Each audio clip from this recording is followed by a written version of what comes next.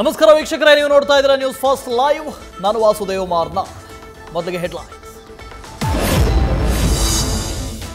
ಬಾಗಲಕೋಟೆಯಲ್ಲಿ 2 ಬೈಕ್ಗಳ ನಡುವೆ ಮುಖಾಮುಖಿ ಡಿಕ್ಕಿ. ಹಾರಿ ಬಿದ್ದ ಓರ್ವ ಸವಾರ, 2 ಸವಾರರಿಗೂ ಗಾಯ. ಅಪಘಾತದ ಭಯಾನಕ ದೃಶ್ಯ ಸಿಸಿಟಿವಿಯಲ್ಲಿ ಸೆರೆ.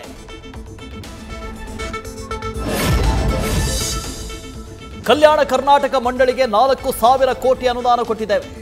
ಸಿಡಿಐ ಪ್ರಕಾರ ಅನುದಾನ ಹಂಚಿಕೆ ಆಗಿದೆ. ಅನುದಾನ ಕೊಟ್ಟಿಲ್ಲ ಎಂಬ ಜನಾರ್ದನ ರೆಡ್ಡಿಗೆ ಕಲ್ಯಾಣ ಕರ್ನಾಟಕ ಮಂಡಳಿ ಅಧ್ಯಕ್ಷ ಶಾಸಕ ಅಜಯ್ ಸಿಂಗ್ ತಿರುಗೇಟು.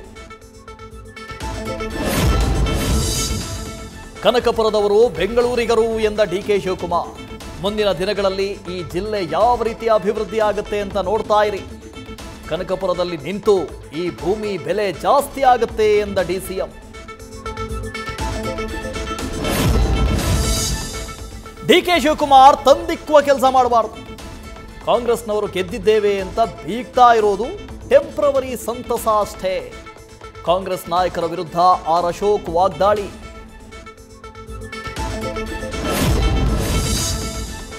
ಆಸೀಸ್ ವಿರುದ್ಧ ಟೆಸ್ಟ್ನಲ್ಲಿ ಶತಕ ಬಾರಿಸಿದ ವಿರಾಟ್ ಕೊಹ್ಲಿ. ಟೆಸ್ಟ್ನಲ್ಲಿ 30ನೇ ಸೆಂಚುರಿ ಸಿಡಿಸಿದ ವಿರಾಟ್. ಟೆಸ್ಟ್ನಲ್ಲಿ ಅತ್ಯಧಿಕ ಶತಕ ಬಾರಿಸಿದ ಭಾರತೀಯ ಬ್ಯಾಟರ್ಗಳ ಪಟ್ಟಿಯಲ್ಲಿ ಅಗ್ರಸ್ಥಾನ. ನ್ಯೂಸ್ ಫಸ್ಟ್, ನಿರ್ಭೀತಿಯಿಂದ ನಿಮ್ಮ ಪರವಾಗಿ.